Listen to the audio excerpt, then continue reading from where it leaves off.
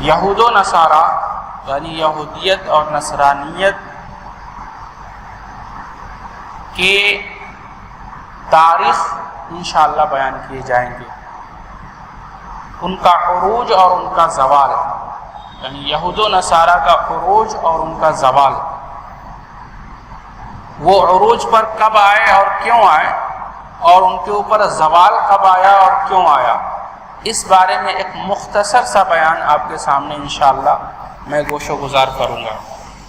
یہ کیوں، اس کی وجہ کیا ہے؟ وجہ یہ ہے کہ اللہ تبارک و تعالیٰ نے قرآن کے اندر یہود و نصارہ کو بار بار پیش کیا ہے امت محمدیہ کے لیے بطور عبرت اور نشانی کے۔ اللہ نے جگہ جگہ پر یا اہل الکتاب کہہ کر، یا بنی اسرائیل کہہ کر، یا ان الذین ہادوا کہہ کر خطاب کیا اور کہا کہ تم ان جیسے روش نہ اختیار کرنا جیسا کہ ان لوگوں نے اختیار کیا تھا۔ اور پھر نبی صلی اللہ علیہ وسلم نے جگہ جگہ کہا کہ تم ضرور بھی ضرور بنی اسرائیل کے نقش قدم پر چلو گے، یہاں تک کہ اگر وہ گوہ کے بل میں گھسے ہیں تو تم بھی گھسو گے۔ جیسے ایک تسمہ ایک پاؤں کا جوتا دوسرے پاؤں کے جوتے کے موافق اور برابر ہوتا ہے، ایسے ہی برابر برابر تم بھی اس کی روش اختیار کرو گے۔ لیکن آپ نے ساتھ ساتھ یہ بھی فرمایا کہ تم ہرگز ہرگز ان کی موافقت نہ کرنا اور ان کی مخالفت کرنا، اور ان کی مخالفت کی اس حد تک آپ نے مخالفت کی ہے کہ عبادات میں بھی اللہ کے نبی نے کہا کہ تم ان کی مخالفت کرو۔ جیسا کہ یوم عاشورہ کا روزہ آپ نے ایک رکھا اور کہا کہ یہ ایک روزہ یہودی رکھتے لہذا ہم ان کی مخالفت میں 2 روزہ رکھا کریں گے۔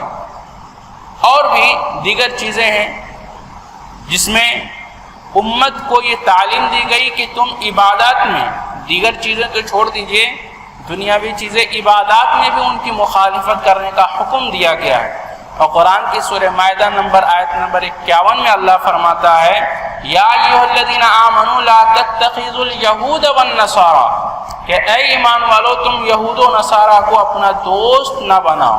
لا تتخذوا الیہود والنصارى اولیاء بعضهم اولیاء بعض، تم ان کو اپنا دوست نہ بناؤ بلکہ یہ دونوں کے دونوں آپس میں ایک دوسرے کے دوست ہیں۔ بعضهم اولیاء بعض وَمَن يَتَوَلَّهُم مِّنكُمْ فَإِنَّهُ مِنْهُمْ، کہ اگر تم میں سے کوئی بھی ان کو اپنا دوست بناتا ہے تو وہ انہی میں سے ہے۔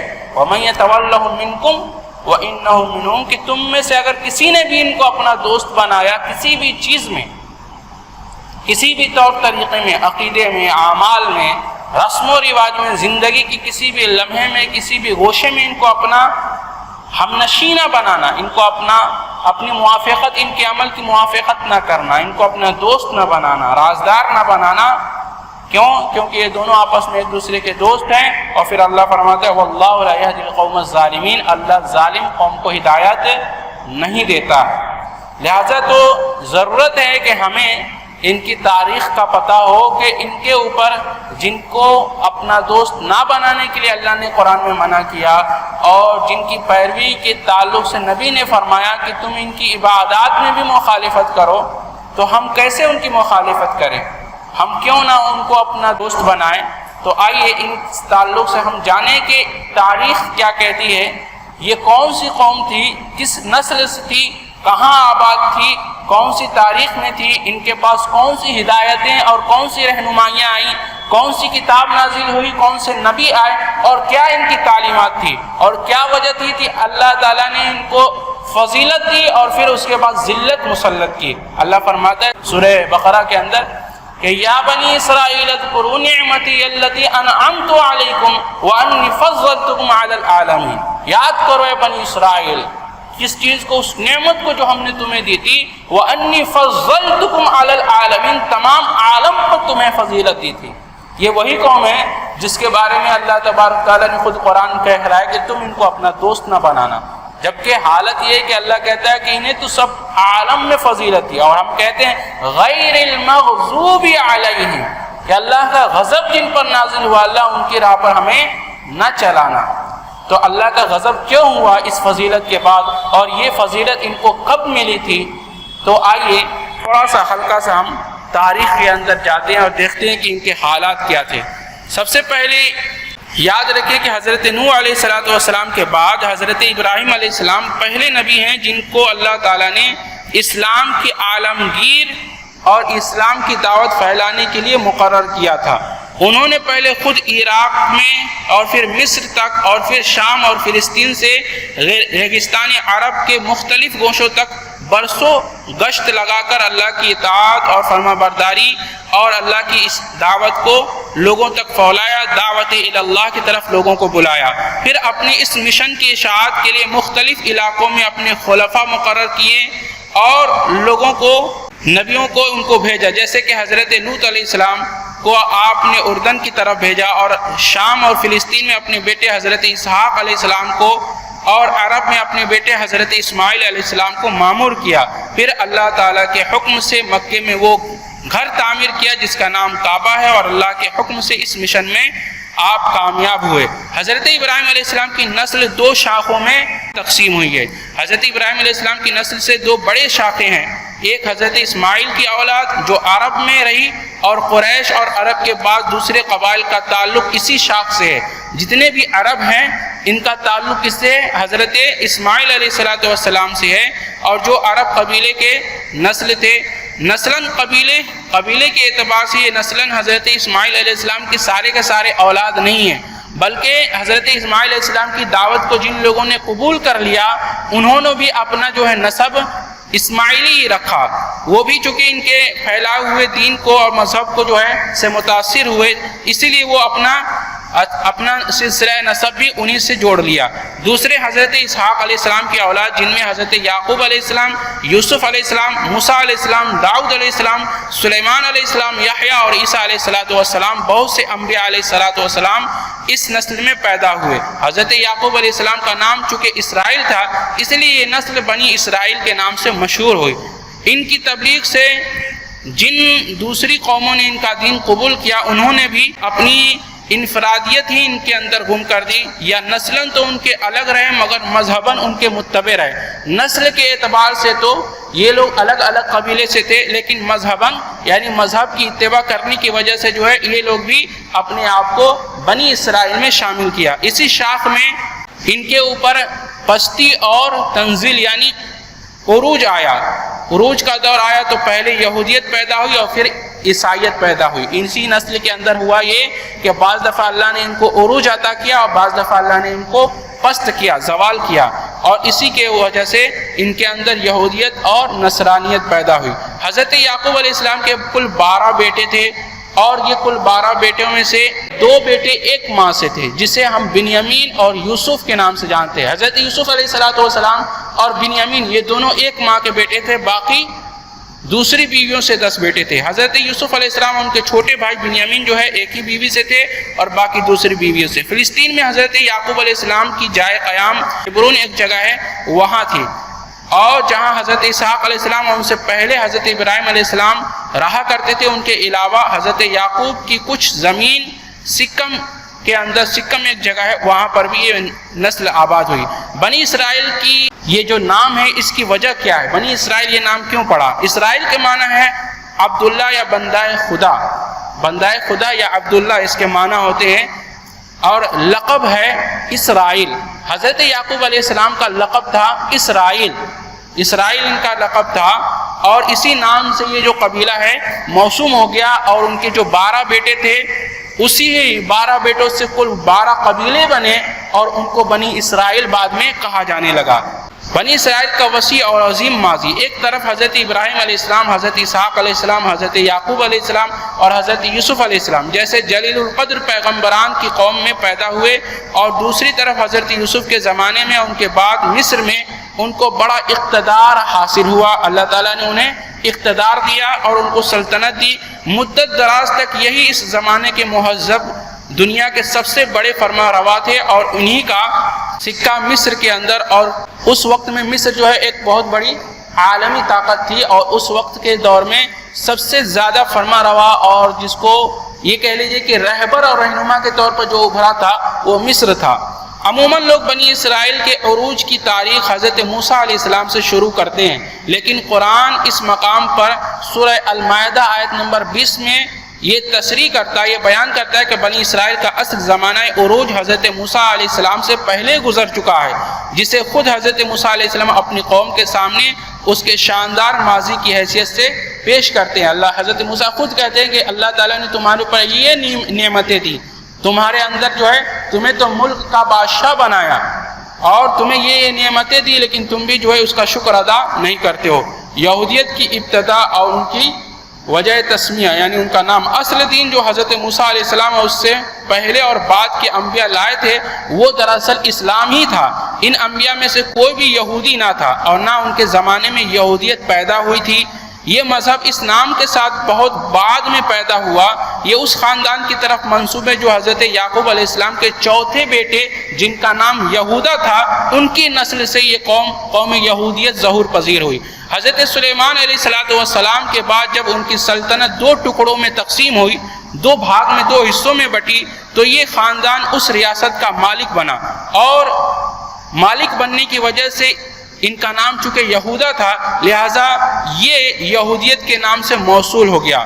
اور دو قبائل الگ الگ، ایک بنی اسرائیل قبیلوں میں اپنی الگ ریاست قائم کر لی جو سامریہ کے تابع تھی اور سامریہ سے مشہور ہوئی۔ پھر اسیریا نے نہ صرف یہ کہ سامریہ کو برباد کر دیا بلکہ اسرائیلی قبیلوں کا بھی نام و نشان مٹا دیا اور کسی کو بھی ان کو باقی نہ رکھا۔ اس کے بعد صرف یہودا اور اس کے ساتھ بنیامین کی نسل ہی باقی رہ گئی، جس پر یہودا کی نسل کے غلبے کی وجہ سے یہود کے لفظ کا اطلاق ہونے لگا، اور یہی نسل، اس نسل کے اندر کاہنوں اور رہبان، جس کو قرآن کے اندر کہا اتخذوا احبارهم ورهبانهم من دون اللہ، کہ انہوں نے اپنے احبار اور رہبان کو، تو ان کے اندر، انہی کے نسل کے اندر جو ہے کاہن، رہبان اور احبار نے اپنے اپنے خیالات اور رجحانات کے مطابق عقائد اور رسوم اور مذہبی ضوابط کا جو ڈھانچہ تیار کر رکھا تھا سالوں سال سے، برسوں سے، اس کا نام یہودیت رکھا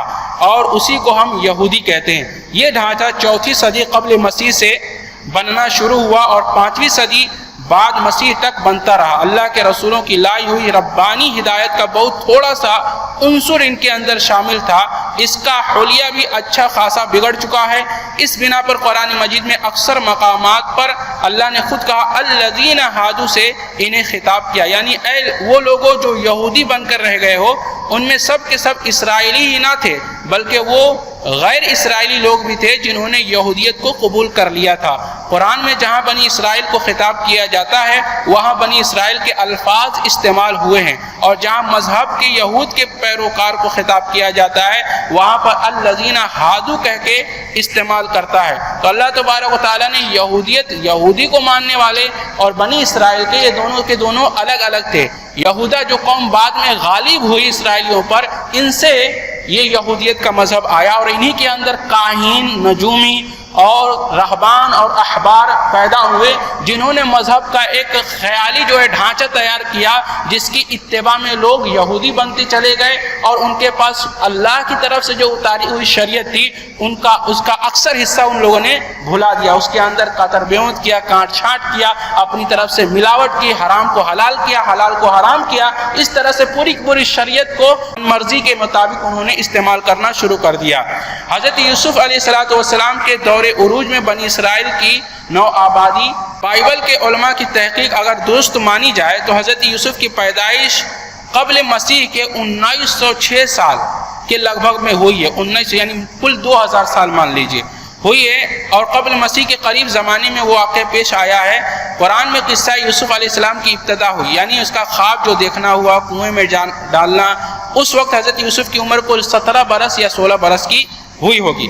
مصر میں چرواہے بادشاہوں کی دور حکومت، آپ کو معلوم ہونا چاہیے کہ حضرت یوسف علیہ السلام کی جو دور حکومت تھی اس سے پہلے یہ مصر کی حکومت کن لوگوں کی تھی؟ یہ عربیون نسل تھے، یہ عربی کے تھے، عربی لوگ تھے جن کی حکومت تھی، اور بعد میں حضرت یوسف علیہ السلام کو اس کی حکومت ملی۔ بہرحال ایک لمبا واقعہ ہے یہ سیاست کا، آگے بڑھتے ہیں۔ حضرت یوسف کا دور اقتدار، مصر کا دارالسلطنت کس زمانے میں منصف تھا؟ جس کے خنڈر قاہرہ کے جنوب میں ملتے ہیں، اور اسی طرح سے بائبل میں بھی اس کا ذکر ایک لمبی تفصیل کے ساتھ کیا گیا ہے۔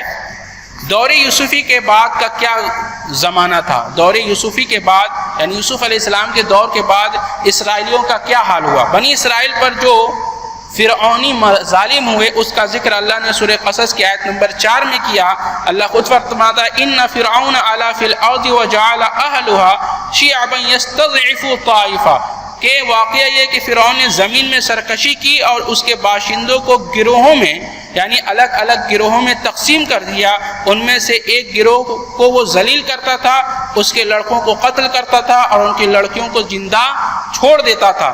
پھر واقعی یہ لوگ کون لوگ تھے؟ مفسد لوگ تھے، فاسد لوگوں میں سے تھے۔ اصل میں لفظ علی فی الارض استعمال ہوا اس آیت میں، اس کا مطلب اس میں زمین میں سر اٹھانا، باغبانہ روش اختیار کرنا، خود کو خدا تصور کرنا، اور خود کہتا تھا انا ربکم الاعلی، میں سب سے بڑا رب ہوں، اور اس جبروت میں آ کر وہ لوگوں کو قتل کرتا تھا، لوگوں کے ساتھ ناانصافیاں کرتا تھا۔ اور آپ کو میں بتاتا چلوں کہ جو نسل کا بھید بھاؤ ہوا یہ فرعونیوں سے ہوا۔ فرعونیوں میں ہوتا یہ تھا، قبطیوں کے اندر کوئی قانون نہیں تھا، وہ اگر کسی کو ظلم ڈھاتے تو ان کو کوئی سزا نہیں دی جاتی تھی، لیکن یہی اگر اسرائیلی کچھ کام کر دیتے تھے تو ان کو سزا دی جاتی تھی، معلوم ہے۔ تو یہ جو بھید بھاؤ ہوا ہے، نسلوں کے طور پر جو بھید بھاؤ ہوا ہے، نسب اور حسب کا جو بھید بھاؤ ہوا ہے، یہ فرعونیوں کے زمانے سے تھا، اور جو ایسا کرے گا وہ انہی میں سے، یاد رکھیے۔ تو بائبل سے ایک ضروری اقتباس یہاں ذکر کر دیتے ہیں۔ مصر میں ایک نیا بادشاہ ہوا جو یوسف کو نہیں جانتا تھا، اور اس نے اپنی قوم کے لوگوں سے کہا کہ دیکھو بنی اسرائیل ہم سے زیادہ ہو گئی ہے، سو آؤ ہم ان کے ساتھ حکمت سے پیش آئیں، ایسا نہ ہو کہ جب وہ اور زیادہ ہو جائے تو وہ ہم پر غالب آئے اور چڑھ بیٹھے، لہٰذا تمہیں چاہیے کہ تم ان کے خلاف کوئی تدبیر کرو۔ یہ تدبیر اس وقت سے شروع ہوئی حضرت یوسف علیہ السلام کے دور سے ہی، اور یہ تدبیر بعد میں مصر میں عروج پائی، کب؟ فرعون کے زمانے میں، اور فرعون نے پھر ان کے اوپر ظلم ڈھانا شروع کر دیا تھا۔ یہ موسیٰ علیہ السلام کا وقت ہے۔ اب آئیے بعثت موسیٰ کے وقت بنی اسرائیل کا حال کیا تھا، یہ ایک لمبی تفصیل اب موسیٰ علیہ السلام کی آئے گی۔ موسیٰ علیہ السلام سے پہلے اسرائیلیوں کا کیا حال تھا، اور ان کے اوپر کون کون سے زمانے گزرے، انہوں نے کیسے اپنی زندگیاں گزرائیں، اس کے بارے میں قرآن میں یا بائبل میں یا کہیں اور کوئی زیادہ تفصیل نہیں ملتی ہے کہ ان کے اوپر کیسا کیسا زمانہ گزرا اور کیسے کیسے ظالم ہوئے۔ لہٰذا جو تفصیل میں نے آپ کے سامنے پیش کی ہے، یہ ایک مختصر سی تفصیل بہت کتابوں سے جمع کی گئی ہے جو آپ کے سامنے پیش کیا گیا۔ اب یہاں سے زمانہ شروع ہوتا ہے کس کا؟ فرعون کا اور موسیٰ علیہ السلام کا۔ ایک لمبا واقعہ ہے، اور اسی واقعے میں آپ کو معلوم ہوگا کہ بنی اسرائیل کئی مرتبہ جو ہے عروج پر آئی اور کئی مرتبہ زوال پر آئی۔ بنی اسرائیل موسیٰ علیہ السلام کے وقت میں اب حالات کیا ہوئے؟ فرعون کا مصر میں اس قدر سے ظلم و زیادتیاں تھی کہ ان کے لڑکوں کو قتل کرتا تھا، بچیوں کو چھوڑ دیتا تھا۔ وجہ کیا؟ ان کو غلام اور لونڈی بنانے کے لیے، ان کے اوپر کوئی مرد پیدا نہ ہو۔ اور بعض مفسرین نے لکھا کہ ان کے کاہنوں نے، ان کے نجومیوں نے یہ پیش کیا تھا کہ تمہاری سلطنت میں ایک ایسا بچہ پیدا ہوگا جو تمہاری سلطنت کو تباہ و برباد کر دے گا۔ یہ پیشن گوئی کی وجہ سے وہ ایسا کرتا تھا کہ بچوں کو قتل کرتا تھا اور بچیوں کو چھوڑ دیتا تھا۔ بعض مفسرین نے یہ بھی لکھا ہے کہ یہ اس لیے کرتا تھا کہ ان کے درمیان کوئی مرد پیدا نہ ہو، مرد کی کوئی ایسی جماعت نہ ہو جو مجھ سے یا میری فوج سے مقابلہ کرے، لہٰذا شروع سے ہی ان کے مردوں کو قتل کرنے لگا تھا۔ یہ دو مفسرین کے دو رائے، لہٰذا یہ دونوں حق اور سچ کے قریب ہے، کیونکہ وہ کبھی نہیں چاہتا تھا کہ میری سلطنت ختم ہو، لہٰذا اس وقت اس کا عروج تھا۔ اللہ تعالیٰ نے بہت ساری طاقتیں اور بہت ساری قوتیں اس کو دے رکھی تھی، وہ ایسا کرتا تھا۔ بعثت موسیٰ کے وقت بنی اسرائیل کا حال کیا تھا؟ بنی اسرائیل کی صدیوں تک مصر میں انتہائی ذلت کی زندگی وہ بسر کر رہے تھے، اس حالت میں کہ اللہ تعالیٰ نے ان کے ایک درمیان حضرت موسیٰ علیہ السلام کو مبعوث کیا، اس کے ذریعے سے اس قوم کو غلامی کی حالت سے نکالا، پھر ان پر کتاب نازل کی، اور ان کے غیظ و غضب سے، یعنی فرعون کے غیظ و غضب سے اللہ تعالیٰ نے ان کو بچایا۔ اللہ خود فرماتا ہے سورہ یونس کی آیت نمبر 83 میں، فَمَا آمَنَ لِمُوسَىٰ إِلَّا ذُرِّيَّةٌ مِّن قَوْمِهِ عَلَىٰ خَوْفٍ مِّن فِرْعَوْنَ وَمَلَئِهِمْ أَن يَفْتِنَهُمْ وَإِنَّ فِرْعَوْنَ لَعَالٍ فِي الْأَرْضِ وَإِنَّ لَمِنَ الْمُسْرِفِينَ، کہ تو موسیٰ علیہ السلام کو ان کی قوم میں سے چند نوجوانوں کے سوا کسی نے نہیں مانا، فرعون کے ڈر سے اور خود اپنی قوم کے جو بڑے لوگ تھے ان کے ڈر سے، جنہیں خوف تھا کہ فرعون ان کو عذاب میں مبتلا کرے گا۔ اور یہ واقعہ ہے کہ فرعون زمین میں غلبہ رکھتا تھا اور وہ ان لوگوں میں سے تھا جو کسی حد سے بھی گزر جایا کرتے تھے۔ یہاں لفظ ذریہ استعمال ہوا ہے کہ چند لوگ ہی ایسے تھے جو موسیٰ علیہ السلام کی دعوت پر ایمان لائے تھے، موسیٰ علیہ السلام کی دعوت کو قبول کیا تھا، ورنہ اکثر لوگ، اور ان چند لوگوں کو بھی ان کے جو بڑے تھے، مثلا ایک خاندان کے کچھ لوگ اگر ایمان قبول کر رہے ہیں تو خاندان کے بڑے لوگوں نے ان کو گمراہ کیا کہ تم لوگوں نے ایمان قبول کیا، اب تم لوگوں کی وجہ سے فرعون کا پورا غضب میرے خاندان پر ہو جائے گا، میرے قبیلے پر ہو جائے گا۔ آج بھی دیکھ لیجیے ایسے حالات ہوتے ہیں، بیٹے نے اگر اسلام کو قبول کر لیا تو اس کا ڈر تمام خاندان والے اس کو اپنا جو ہے زور آور کرتے ہیں کہ تم نے یہ کون سا دین قبول کر لیا۔ یہی حال اس وقت میں تھا، تو ان کو منع کیا کرتے تھے۔ دعوت موسیٰ سے اکابر اور ان کے جو بزرگ ترین لوگ تھے انہوں نے انحراف کیا اور ان کو جھٹلایا۔ انہی باتوں کی طرف سورہ اعراف میں بھی اللہ تعالیٰ نے بنی اسرائیل کا یہ ذکر کیا کہ موسیٰ علیہ السلام نے کہا اوذینا من قبل ان تأتینا ومن بعد ما جئتنا، کہا اللہ تبارک تعالیٰ نے حضرت موسیٰ دو چیزوں کی دعوت لے کر فرعون کے پاس پہنچے تھے۔ ایک تو یہ کہ یہ جو ظلم و زیادتی تم کر رہے ہو ان مسلمانوں پر، یعنی یہ ان لوگوں پر، یہ ظلم و زیادتی ختم کر دو، اور دوسرا یہ کہ جو دعوت میں لے کر تمہارے پاس آیا ہوں اس دعوت کو تم قبول کر لو۔ فرعون کا جواب کیا ہوا؟ کہا کہ کیا ان لوگوں پر جن کی دعوت تم لے کر آئے ہو کیا ان پر میری حکومت نہیں ہے؟ کیا میں ان پر حاکم نہیں ہوں؟ اور تم کس رب العالمین کی دعوت لے کر آئے ہو؟ رب العالمین تو میں ہوں، انا ربکم الاعلی، سب سے بڑا عالم تو میں ہوں۔ پھر اس نے سوال کیا کہ بتاؤ یہ رب العالمین کون ہے؟ اللہ تبارک و تعالیٰ نے اس کا جواب قرآن میں دیا۔ رب العالمین کون ہے؟ رب السماوات والارض وما بینہما، کہ رب العالمین وہ ہے جو زمین و آسمان اور اس کے مابین جو کچھ ہے ان تمام کی تمام چیزوں کا پالنہار اور پرورش کرنے والا ہے۔ رب العالمین کون ہے؟ زمین و آسمان اور اس کے درمیان کی ارد گرد کی جتنی بھی چیزیں ہیں ان کے اندر اور باہر کی تمام چیزوں کی پرورش کرنے والا اور تمام چیزوں کی دیکھ بھال کرنے والا رب العالمین ہے۔ کہا کہ اس عالمین کی طرف سے میں تیرے پاس پیغام لے کر آیا ہوں کہ تو ایک اللہ کی عبادت کرو۔ فرعون کا رد عمل یہی ہوا، فلما جاء موسیٰ بآیاتنا بینات قالوا ما هذا الا سحر مفتر وما سمعنا بهذا في آبائنا الاولین۔ سورہ قصص کی آیت نمبر 26 سے اللہ فرماتا ہے جب موسیٰ علیہ السلام ان کے پاس ہماری کھلی نشانیاں لے کر پہنچا تو انہوں نے کہا کہ یہ کچھ نہیں ہے مگر بناوٹی جادو ہے، اور یہ باتیں تو ہم نے اپنے آبا اور اجداد کے زمانے میں کبھی نہیں سنی۔ موسیٰ علیہ السلام سے کہہ رہے ہیں جو باتیں تم کہہ رہے ہو ہم نے اپنے آبا اور اجداد سے کبھی یہ باتیں نہیں سنی، کیا تمہاری بات مان کر ہم اپنے آبا اور اجداد کے دین کو چھوڑ دیں؟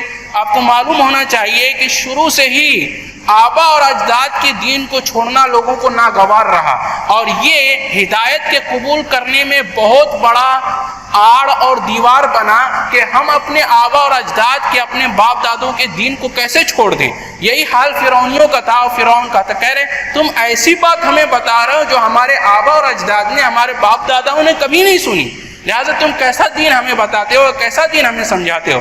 آج حالات لوگوں کے کیا ہے؟ آج قرآن اور حدیث کی بات لوگوں کو بتاؤ تو لوگوں کو بالکل اجنبی معلوم ہوتا ہے، اور وہ یہی بات کہتے ہیں کہ تم تو ایسی بات کرتے ہو جو ہمارے باپ داداؤں نے کبھی نہیں کی، کبھی نہیں جانا کہ ایسا بھی کرنا چاہیے، ایسا بھی اسلام میں ہے۔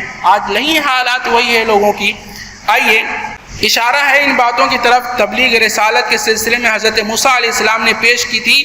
قرآن مجید میں دوسرے مقامات پر انہی باتوں کی تفصیل اللہ تعالیٰ نے بیان کیا۔ سورہ نازعات میں اللہ حضرت موسیٰ علیہ السلام نے فرمایا، اللہ فرماتا ہے حل لک الی ان تزکا واہدیک الی ربک فتخشی، کیا تو پاکیزہ روش اختیار کرنے پر آمادہ ہے اور میں تجھے تیرے رب کی راہ بتاؤں تو خشیت اختیار کرے گا، یعنی تو اللہ سے ڈرے گا۔ سورہ طٰہٰ میں اللہ تعالیٰ فرماتا ہے، اور سورہ نازعات میں اللہ فرماتا ہے، یعنی جگہ جگہ پر اللہ تعالیٰ نے حضرت موسیٰ علیہ السلام کی اس تبلیغ کو جو فرعون کو انہوں نے دی اللہ نے ذکر کیا۔ لیکن جواب فرعون کا کیا تھا کہ یہ موسیٰ کون ہے جو رب العالمین کا نمائندہ بن کر ہمارے پاس آ کھڑا ہوا ہے اور مجھے اس طرح احکام سنا رہا ہے کہ گویا اصل فرما روا یہی ہے اور میں اس کا تابع ہوں، یعنی یہ ایسے مجھے حکم دے رہا ہے جیسے یہ میرا حاکم ہے اور میں اس کے تابع ہوں، اسی بنا پر اس نے اپنے دربار کے لوگوں کو مخاطب کر کے کہا تھا یا قوم الیس لی ملک مصر وہذہ الانہار تجری من تحتی، کہ اے قوم کیا مصر کی بادشاہی میری ہی نہیں ہے اور یہ نہریں میرے تحت میرے ماتحت نہیں جاری ہیں؟ سورہ زخرف میں اللہ تعالیٰ یہ فرمایا. اور اسی بنا پر حضرت موسیٰ علیہ السلام سے بارہا کہتا تھا کہ اجیتنا لتلفتنا اما وجدنا علیہ آبانا وتکون لکن الکبریاء فی الارض، کیا تو اس لیے آیا کہ ہمیں اس طریقے سے ڈرا کر، اس طریقے سے ہٹا کر جو ہمارے آبا اور اجداد نے سے ہمارے پاس چلا آ رہا ہے، اس میں ملک میں تو اپنی بڑائی، دونوں بھائی تم اپنی بڑائی حاصل کر لو اور دونوں بھائی مل کر ہماری حکومت کو ہتھیا لو، کیا اس لیے تم یہ اپنی دعوت پیش کر رہے ہو؟ سورہ یونس آیت نمبر 78 میں اللہ فرماتا ہے اجیتنا لتخرجوا من ارضنا بسحرک یا موسیٰ، کہ اے موسیٰ کیا تو اس لیے آیا کہ ہمیں اپنے جادو کے زور سے ہماری زمین سے تو نکال دے؟ تو اس طرح سے انہوں نے اپنی دعوت پیش کی اور اس دعوت سے فرعون نے اس طرح سے انکار کیا. اب آگے انشاءاللہ تبارک تعالیٰ فرعونیوں کے کچھ اور حالات بنی اسرائیل کے بیان کریں گے.